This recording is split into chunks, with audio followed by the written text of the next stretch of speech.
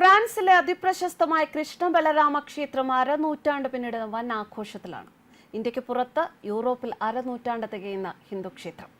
ആഘോഷങ്ങൾ തുടങ്ങുമ്പോൾ വിശ്വാസികളാകട്ടെ ഭൂരിഭാഗവും വെള്ളക്കാരും. അതായത് ഇന്ത്യൻ പ്രവാസികളുടെ ഒരു ക്ഷേത്രമല്ല എന്ന് മാത്രമല്ല, സനാതന മതം സ്വീകരിച്ച ഫ്രാൻസിലെ പൗരന്മാരുടെ ഹിന്ദു ക്ഷേത്രമായി ഇത് തല ഉയർത്തി നിൽക്കുകയാണ്. ഫ്രാൻസിലെ ന്യൂ മയാപൂരിലെ ഈ ക്ഷേത്രം അരനൂറ്റാണ്ടിന്റെ ആഘോഷങ്ങളിൽ വിദേശികളെല്ലാം ചേർന്ന് വലിയ ഹോമങ്ങളും വേദപഠനങ്ങളും യാഗങ്ങളും മന്ത്രോച്ചാരണവും ഭാഗവത പാരായണം, ഭജനകൾ, ഭക്തിസാന്ദ്രമായ നൃത്തങ്ങൾ ഒക്കെയായി ആഘോഷത്തിലാണ്. കുറച്ച് ദിവസങ്ങളെല്ലാം ഒരുപാട് നാൾ നീണ്ടു നിൽക്കുന്ന വലിയൊരു ഉത്സവമേളം തന്നെയാണ് ഇവിടെ. ഇന്ത്യൻ ഹിന്ദുക്കളെ അപേക്ഷിച്ച് സനാതന മതം സർവ്വസ്വതന്ത്രമായ ജീവിത സുഖം നൽകുന്നതിൻ്റെ പരമമായ ആഹ്ലാദത്തിലാണ് അവർ. മതവും ദുഃഖവും സങ്കടമല്ല, ആഘോഷവും സമാധാനവുമാണ് നൽകുന്നത് എന്ന് ഫ്രാൻസിലെ മായപ്പൂർ കൃഷ്ണ ബലരാമ ക്ഷേത്രം പഠിപ്പിക്കുകയാണ്. ഭഗവത്ഗീതയും ഭാഗവതവും രാമായണവും വേദങ്ങളിലെ മന്ത്രങ്ങളും എല്ലാം ഇവർക്ക് മനഃപ്പാഠം. വേദങ്ങളൊന്നും ഇവർ വായിക്കുകയല്ല, പഠിക്കുകയാണ് ചെയ്യുന്നത്. ഈ ഹോമം കണ്ടാൽ തന്നെ മനസ്സിലാകും ഇവർക്ക് എത്ര ഭംഗിയായി വേദോച്ചാരണം ചെയ്യാൻ അറിയാമെന്ന്. ഇതിൽ France, Germany, Italy, Africa, America, Japan, China, Czechoslovakia, Slovenia, എന്തിന് അറബിയായ മുസ്ലിം പെൺകുട്ടി വരെയുണ്ട്. വേദമന്ത്രങ്ങൾ ഉച്ചരിച്ച് അഗ്നിക്ക് ചുറ്റും പ്രാർത്ഥനയോടെ ഹോമത്തിൽ പങ്കെടുക്കുന്ന വിദേശികളാണ് ക്ഷേത്രത്തിൽ. ശരിക്കും നമ്മുടെ നാട്ടിലെ ഒരു അമ്പലപ്പറമ്പ് തന്നെ ഇവിടെ കാണാം.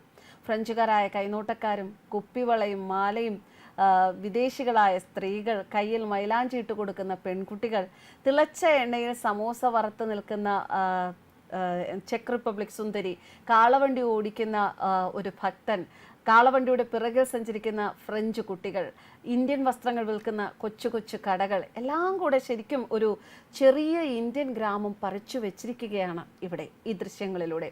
ഇവരെല്ലാവരും കുടുംബമായി ചേർന്നാണ് ഇവിടുത്തെ പൂജകളിലും ഭഗവാന്റെ ആഘോഷങ്ങളിലും ഒക്കെ പങ്കെടുക്കുന്നത്. ന്യൂ മായാപൂരിൽ നിന്ന് ലഭിക്കുന്ന ഈ വേളയിൽ ഒട്ടനവധി കലാപരിപാടികളും ഒരുപാട് ഉത്സവങ്ങളും ഇവർ പ്ലാൻ ചെയ്തിട്ടുണ്ട്. ഇതിൻ്റെ തുടക്കമായി ഇവർ ഈയിടെ ഹോളി ആഘോഷിച്ചു. തൊട്ടടുത്തുള്ള ഫ്രഞ്ച് ഗ്രാമങ്ങളിലെ വിദേശികളായവരെ ക്ഷണിച്ചുകൊണ്ട് അവരെല്ലാവരും ഒത്തൊരുമിച്ച് അതൊരു വലിയ ആഘോഷമാക്കി. ഹോളി, ജന്മാഷ്ടമി, രാധാകൃഷ്ണാഷ്ടമി, ബലരാമന്റെ ജന്മദിനാശംസകൾ തുടങ്ങി ഒട്ടനവധി ആഘോഷങ്ങൾ. അതുകൂടാതെ ലോകത്തിന്റെ പല ഭാഗത്തുമുള്ള സന്യാസിമാർ, ബ്രഹ്മചാരിമാർ എല്ലാവരും ഇവിടെ എത്തിച്ചേരും. അടുത്ത കുറച്ച് മാസങ്ങൾ ഇവിടെ ആഘോഷ തിമിർപ്പായിരിക്കും.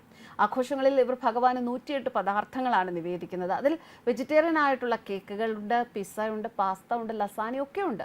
നിലത്തിരുന്ന് കൈകൊണ്ട് ചോറും ചപ്പാത്തിയും പരിപ്പും ഒക്കെ കഴിക്കുന്ന വിദേശികളെ കാണാൻ നല്ല രസമാണ്. മാത്രമല്ല, ആഘോഷങ്ങളുടെ സമയത്ത് പാത്രം കഴുകാനും നിലം തുടച്ച് വൃത്തിയാക്കാനും ഭഗവാന് വേണ്ടി മാല കെട്ടാനും ഒക്കെ വിദേശികളായ ഭക്തന്മാരുടെ തിരക്കാണ് ഇവിടെ.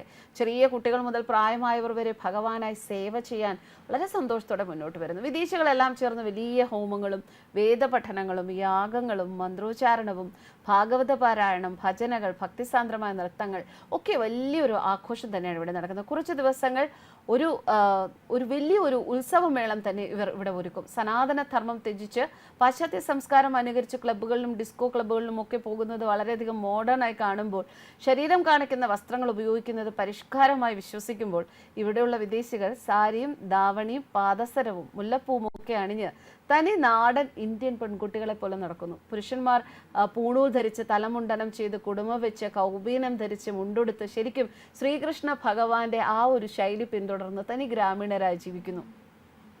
ഇനി കുട്ടികളുടെ പേരുകൾ അതെല്ലാം ശ്രീകൃഷ്ണനുമായി ബന്ധപ്പെട്ടതാണ്. ജഗന്നാഥൻ, മാധവൻ, ഹരി, വിഷ്ണു, ഈശ്വർ, നരോത്തം, ഗോവിന്ദൻ, നന്ദലാൽ, കാളിയൻ, ബൽദേവ്, രാധ, ലീല, കമല, മാധവി, വിഷ്ണുപ്രിയ, സുന്ദരി, ഇങ്ങനെയൊക്കെയാണ് ഈ വിദേശികളായുള്ളവരുടെ കുട്ടികളുടെ പാസ്പോർട്ടിലെ പേരുകൾ.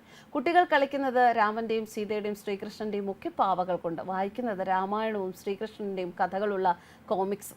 ഭഗവാൻ പാചകം ചെയ്യുന്നവരും ഗോശാല നോക്കുന്നവരും പൂജ ചെയ്യുന്നവരും എല്ലാം വിദേശികളാണ്. അവർക്ക് ആർക്കും സാലറി ഇല്ല. ക്ഷേത്രം അവരുടെ എല്ലാ കാര്യങ്ങളും പരിപാലിക്കുന്നു. ഗൃഹശാസ്ത്രത്തിൽ ജീവിക്കുന്ന ഒട്ടനവധി കുടുംബങ്ങളും ഇവിടെയുണ്ട്. ഇതിൽ രസകരമായ കാര്യം ഇവരിൽ പല കുടുംബങ്ങളിലും പല തലമുറകളായി ശ്രീകൃഷ്ണ ഭക്തരാണ് എന്നുള്ളതാണ്. അപ്പൂപ്പനും അമ്മൂമ്മയും ചിറ്റയും ചിറ്റപ്പനും പേരക്കുട്ടികളും എല്ലാവരും ശ്രീകൃഷ്ണ ഭക്തരായ ഫ്രഞ്ച് കുടുംബങ്ങൾ. ഇവരെപ്പറ്റി ഇതിനു മുൻപും റിപ്പോർട്ട് ചെയ്തിട്ടുണ്ടെങ്കിലും വീണ്ടും എടുത്തു പറയുന്നത് അത്രയധികം പ്രാധാന്യമുള്ള മനോഹരമായ ഒരു വാർത്ത ആയതുകൊണ്ട് തന്നെയാണ്. ഇസ്കോൺ അഥവാ international society for Krishna consciousness ആണ് ഈ ക്ഷേത്രം നടത്തുന്നത്. ഇവരുടെ ആഗ്രഹം ലോകം മുഴുവൻ ശ്രീകൃഷ്ണ ഭക്തി വ്യാപിക്കണം എന്നുള്ളതാണ്. കാശിയോ ഋഷികേശോ ഹരിദ്വാരോ മധുരയോ ഒക്കെ പോലെ ന്യൂ മായപ്പൂർ ഒട്ടനവധി ആളുകൾ വരുന്ന ഒരു തീർത്ഥസ്ഥലമായി മാറണം എന്നുള്ളതാണ് ഇവരുടെ എല്ലാം ആഗ്രഹം. News desk